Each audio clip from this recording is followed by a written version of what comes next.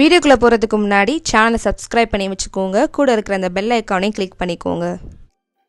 இன்றைக்கி நம்ம வீடியோவில் என்ன பார்க்க போகிறோம் அப்படின்னு பார்த்தீங்கன்னா கத்திரிக்காய் கிரேவி தான் பார்க்க போகிறோம். அதுக்கு இப்போ நான் ஒரு கடாயில் 1 ஸ்பூன் அளவுக்கு தேங்காய் எண்ணெய் ஊற்றிருக்கேன். தேங்காய் எண்ணெய் ஆட் பண்ணிங்கன்னா தான் அவ்வளோ டேஸ்ட்டாக இருக்கும். ஸோ தேங்காய் எண்ணெயை எடுத்துக்கோங்க.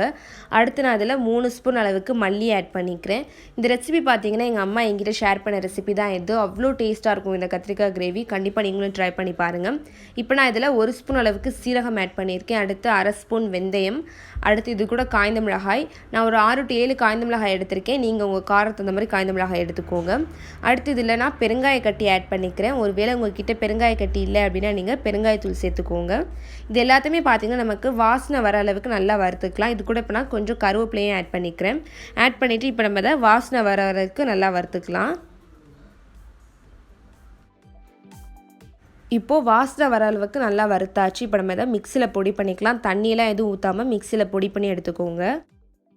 இப்போ அதே கடாயில் அந்த எண்ணெய் கொஞ்சம் இருக்குது, அது கூட சேர்த்து இன்னொரு 1 ஸ்பூன் தேங்காய் எண்ணெய் ஆட் பண்ணிக்கிறேன். ஆட் பண்ணிவிட்டு இப்போ நம்ம கிரேவி செஞ்சிடலாம். இப்போ நான் இதில் 1 ஸ்பூன் கடுகு உளுந்து ஆட் பண்ணிக்கிறேன். கடுகு உளுந்து பொரியட்டும்.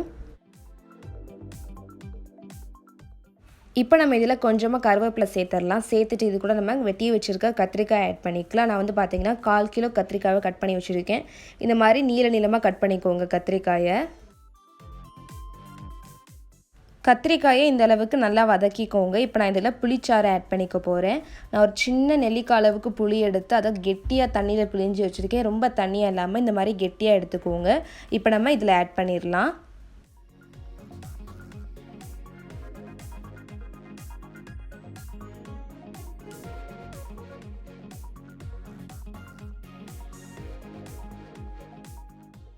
இப்போ புளிச்சாரோட நல்லா கத்திரிக்காவை மிக்ஸ் பண்ணியாச்சு. இப்போ நான் இதில் கொஞ்சமாக 1 ஸ்பூன் அளவுக்கு வெல்லம் ஆட் பண்ணிக்கிறேன். வெல்லம் ஆட் பண்ணிங்கன்னா தான் நல்லா டேஸ்ட்டாக இருக்கும். வெல்லம் ஆட் பண்ணி நல்லா மிக்ஸ் பண்ணிடுங்க. அதுக்கப்புறம் இதுக்கு தேவையான அளவு உப்பு ஆட் பண்ணிடலாம்.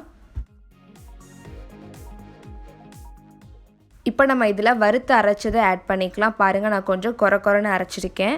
இப்போ நம்ம இதில் ஆட் பண்ணிக்கலாம். இப்போ எல்லாத்தையுமே நல்லா மிக்ஸ் பண்ணியாச்சு. மசாலா கத்திரிக்காய் எல்லாத்தையுமே சேர்த்து நல்லா மிக்ஸ் பண்ணியாச்சு. இப்போ நம்ம இதில் கொஞ்சமாக தண்ணி தெளிச்சுக்கலாம். தண்ணி தெளிச்சுட்டு இது ஒரு 10 நிமிஷத்துக்கு நம்ம மூடி வச்சிடலாம். 5 நிமிஷம் கேப்பில் பார்த்தீங்கன்னா ஓப்பன் பண்ணி கொஞ்சம் கிண்டி விடுங்க. 10 நிமிஷத்துக்கு இது மூடி இருக்கட்டும். இப்போது 10 நிமிஷம் ஆயிடுச்சு. நமக்கு சூப்பராக கத்திரிக்காய் கிரேவி ரெடி ஆயிடுச்சு. ரொம்ப ஒரு சிம்பிளான கிரேவி தான் இது. அவ்வளோ டேஸ்ட்டாக இருக்கும். தயிர் சாதம் எல்லாத்துக்குமே வச்சு சாப்பிட்லாம். ஸோ கண்டிப்பாக நீங்களும் வீட்டில் ட்ரை பண்ணி பாருங்கள். ட்ரை பண்ணி பார்த்துட்டு கமெண்ட்ஸில் ஷேர் பண்ணிக்கோங்க. இந்த வீடியோ பிடிச்சிருந்தா லைக் பண்ணுங்கள். மறக்காமல் ஃபேஸ்புக், வாட்ஸ்அப்லையும் ஷேர் பண்ணிக்கோங்க. சேனலுக்கு புதுசாக இருக்கீங்கன்னா மறக்காமல் சேனலை சப்ஸ்கிரைப் பண்ணி வச்சுக்கோங்க. கூட இருக்கிற அந்த பெல் ஐக்கானை கிளிக் பண்ணிக்கோங்க.